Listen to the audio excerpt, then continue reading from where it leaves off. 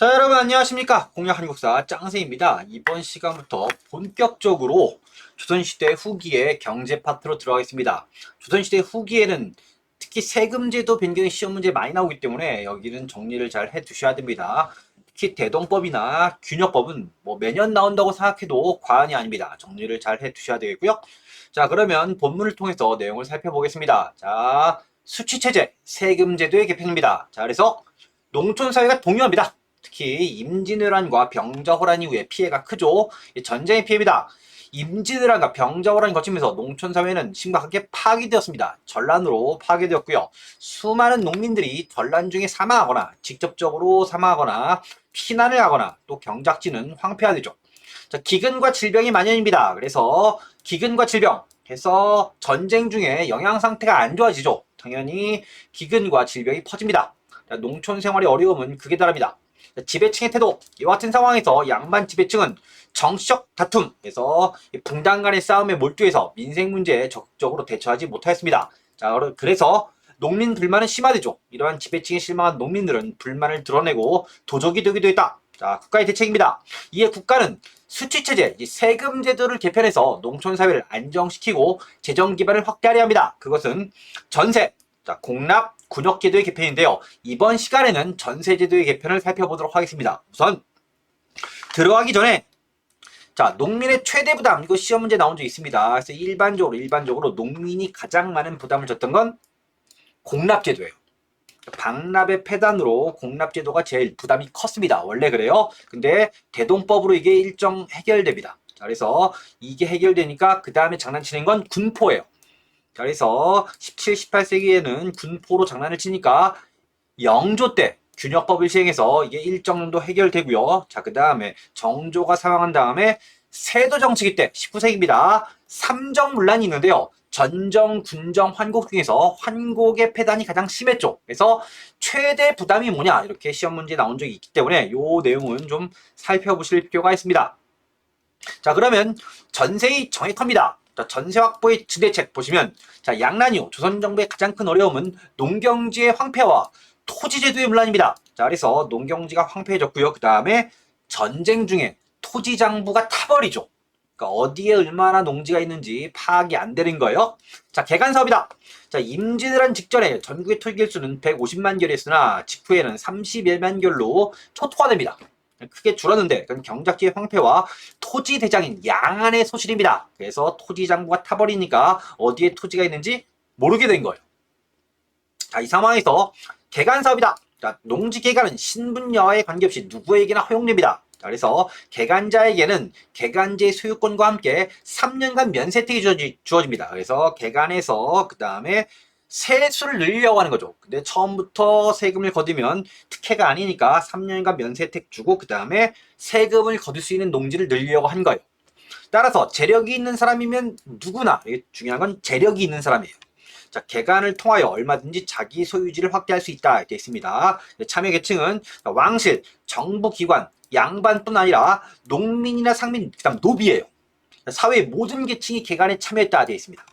자, 근데 중요한 건 뭐냐면 자, 모든 계층이 참여했다 하면 공평한 것 같지만 아닌 거죠.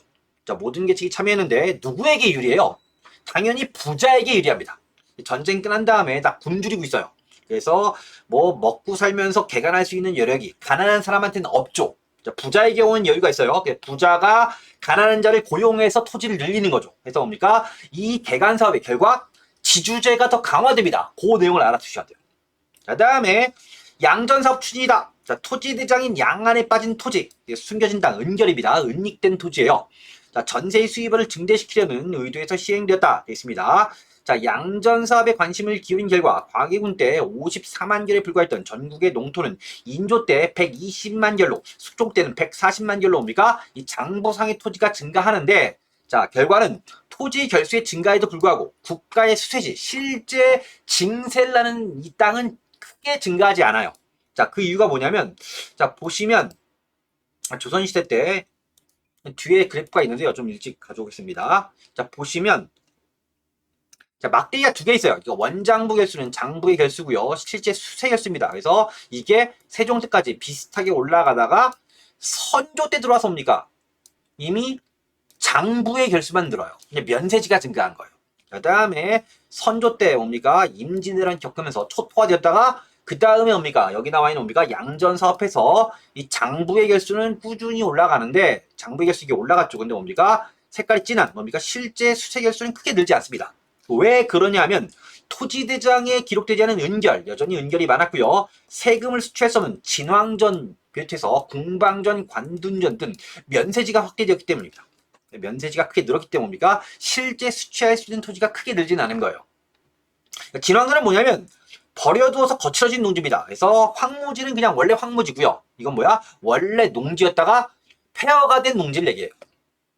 자, 토지대장에는 수세지로 올라 있으나 실제로는 황폐한 땅이기 때문에 자, 농사를 안 짓는 땅이에요. 세금을 거둬줄 수가 없죠. 이런 겁니다.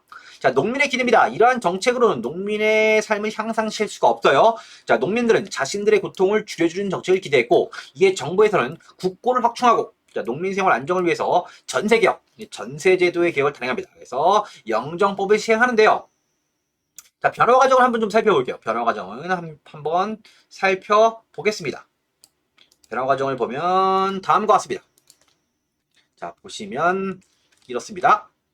자, 초기 과전법은 수학의 10분의 1였습니다. 그래서 1결의 생산량이 300두예요. 300두입니다. 300두를 생산할 수 있는 그런 단위가 1결입니다. 1결. 자, 그래서 처음에는 1결당 30두를 내는 거죠. 자, 근데 세종 때 공법을 시행하면서 토지의 비옥도에 따라 전분 6등법을 시행하고요.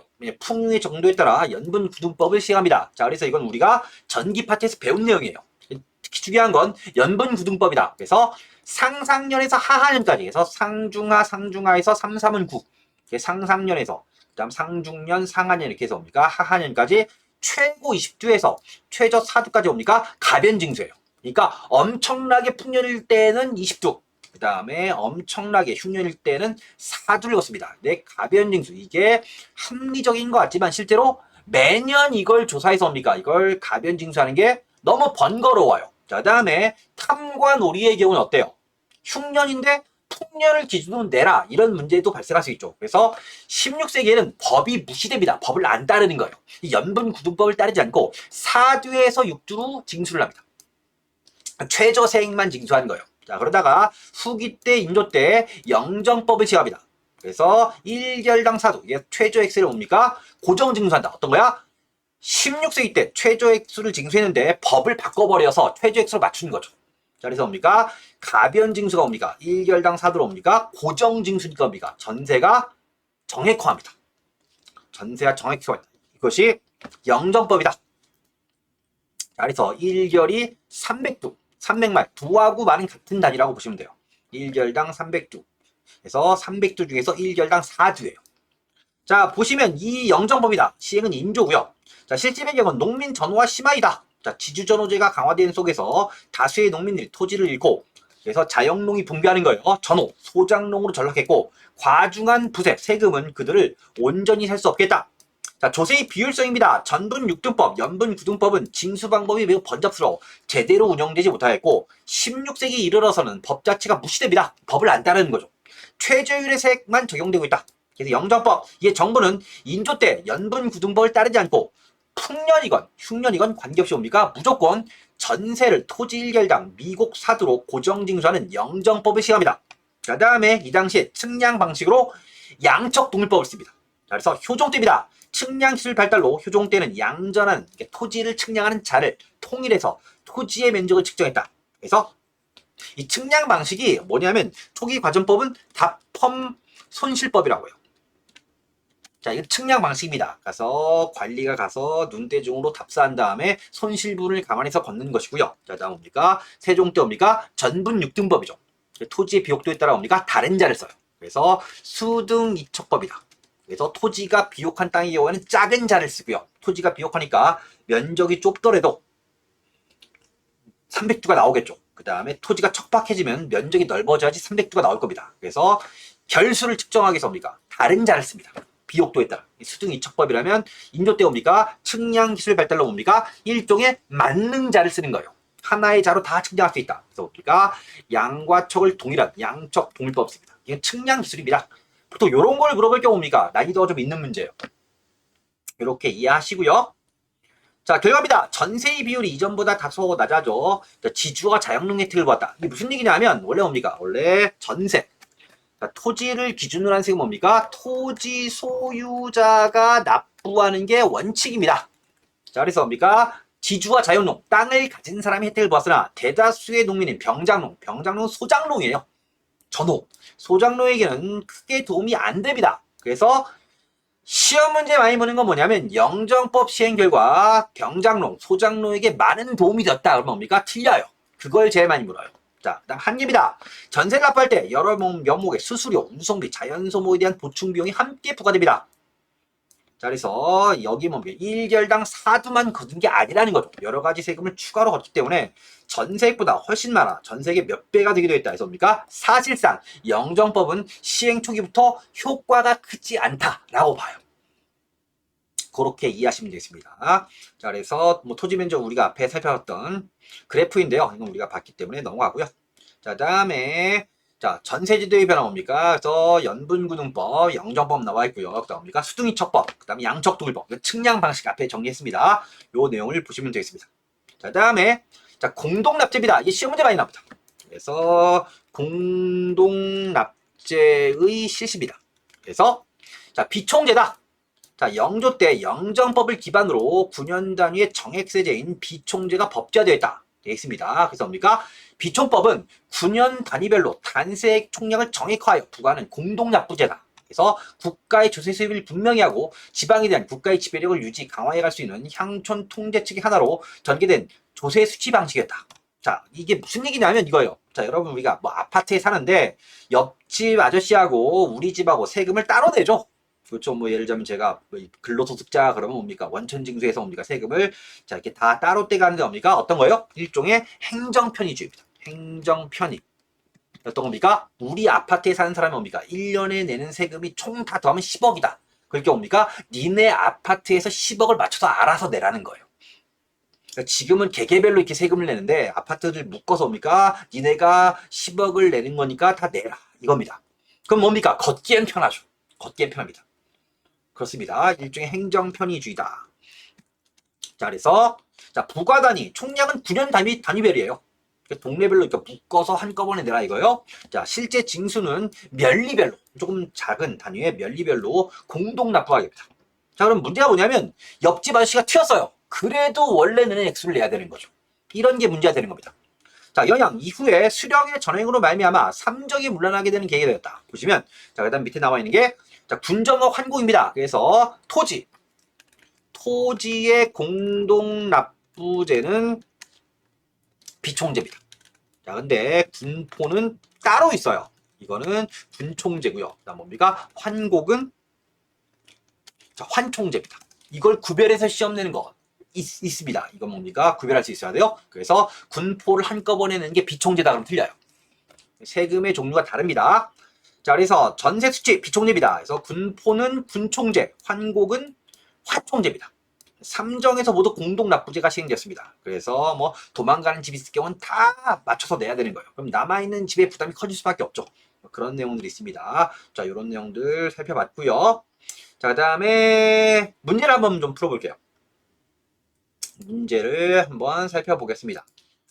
자, 여기 자체는 뭡니까? 보통 영정법, 대동법, 균형법을 이렇게 섞어서 물어보는 경우가 많은데 자, 우선 우리가 지금 배운 데는 뭡니까? 전세 쪽이니까 그쪽에 관련된 문제를 하나 볼게요. 자, 조선 후기 사실을 종합해내는 결론이다. 가장 타당한 설명. 자, 양전사업을 서둘러 은결을 취하려 세원을 증대시키려 했다. 자, 개간을 권장하고 개간자에게는 개간지의 소유권을 인정하였다. 전세의 정액합니다. 영정법이죠. 풍에 관계없이 결당, 1결당 미국 사두를 징수했다. 되어 있습니다. 배운 내용입니다. 자, 농민이 소유한 토지의 넓이가 크게 확대됐다. 이건 아니죠. 앞에 얘기했던 것처럼 뭡니까? 부자에게 유리합니다.